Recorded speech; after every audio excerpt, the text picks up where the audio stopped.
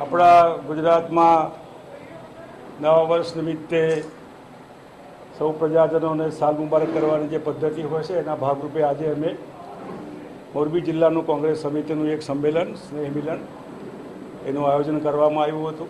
હું શ્રી અર્જુનભાઈ મોઢવાડિયા, સિદ્ધાર્થભાઈ પટેલ, બાકીના બધા આગેવાનો ખાસ આ સંમેલનમાં ઉપસ્થિત રહ્યા. આ વિસ્તારના જે પ્રશ્નો છે સવિશેષ કપાસ, મને યાદ છે જ્યારે ટેક્સટાઇલ મિનિસ્ટર હતો ત્યારે કપાસના એમએસપી વધારવાનો સવાલ આવ્યો, ખૂબ બધાનો વિરોધ હતો. તો પણ જો ખેડૂતના ઘરમાં રૂપિયા જતા હોય તો ભલે જાય એમ કરીને કપાસના ભાવ સારામાં સારા ઇતિહાસમાં ન હોય એટલા બધા ભાવ વધારેલા. ભારતીય જનતા પાર્ટીએ એમએસપી તો એક બાજુ ગયું, એના કરતાં પણ ભાવ જ્યારે તૂટ્યા છે ત્યારે એમને એમએસપીનો વધારો કરવો જોઈએ અને સીસીઆઈના માધ્યમથી તાત્કાલિક ખરીદીની શરૂઆત કરવી જોઈએ અને ખેડૂતને તૂટતો બચાવવો જોઈએ. કાયદો અને વ્યવસ્થામાં બહુ ભયંકર ખરાબ સ્થિતિ, કલ્પના બહારની રાજકોટ જિલ્લો હોય કે સૌરાષ્ટ્ર હોય કે મોરબી જિલ્લો હોય, જેમાં દિન દહાડે લોકોના ખૂન થતા હોય, ખૂની પકડાતા ના હોય એવા અનેક પ્રશ્નો છે.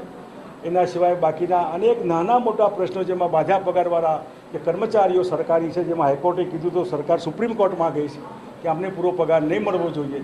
એના સિવાય અનેક પ્રશ્નો છે જે પ્રશ્નોની રજૂઆત અમારી આગળ થઈ છે.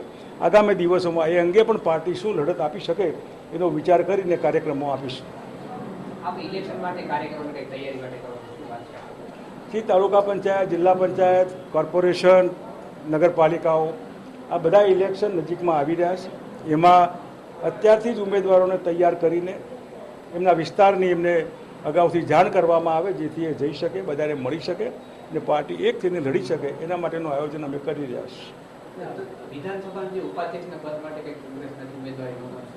હું માનું ત્યાં સુધી ભારતીય જનતા પાર્ટીએ લોકશાહીમાં જો માનતા હોય તો એમને કન્સિડર કરવું જોઈએ, પણ વર્ષોથી બીજેપી આવી છે ત્યારથી ઉપાધ્યક્ષ પદ જે દિલ્હી પાર્લામેન્ટમાં અને ઘણા રાજ્યોમાં વિરોધ પક્ષને મળે એવી એક પરંપરા છે. એ પરંપરાના ભાગરૂપે ભારતીય જનતા પાર્ટીએ કોંગ્રેસને ઉપાધ્યક્ષ પદ આપવું જોઈએ. હું માનું ત્યાં સુધી એ પરંપરા નહીં જાળવે એમને જોવાનું છે. અમે અમારી રીતે જે કંઈ હોય એ નિભાવીને આગળના દિવસોમાં ચાલ્યા કરીશું. તમે તમારા વક્તવ્ય દરમિયાન એવું કીધું કે ભાઈ ભાજપ છે ખોટું એને જાહેરમાં ગાળો દેવી જોઈએ, તમારે ગાળો દેવી જોઈએ નહીં, આક્ષેપ કરવા જોઈએ. લોકોને કહેવું જોઈએ કે આ નકામા છે, આ ખોટા લોકો છે, જૂઠા બોલા છે, એવી જે કંઈ અપશબ્દો કહી શકાય એના ભાગરૂપે એવું કહેવું જોઈએ. જેને કોઈ ગાળો સમજે તો ભલે સમજે, એને એ લાયક છે.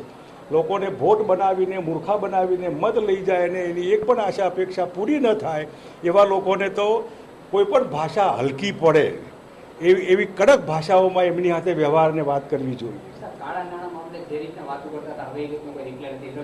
પબ્લિક છે, દરેકના ભાગમાં 10 લાખ 15 લાખ આવશે એટલે લોકો કે ભલે ને મત દો ને જોયું જાય. હવે જુઓ બધા એ દરેકને છેતરવાની એક હદ હોય, મર્યાદા હોય. તો ખરાબ રીતે દેશની જનતાને, ગુજરાતી જનતાને છેતરવામાં આવી છે. પ્રજાએ જોવાનું છે, જેમને મત આપ્યા છે એને વધારે જોવાનું છે. અમે તો જોઈએ જ છીએ અમારી રીતે.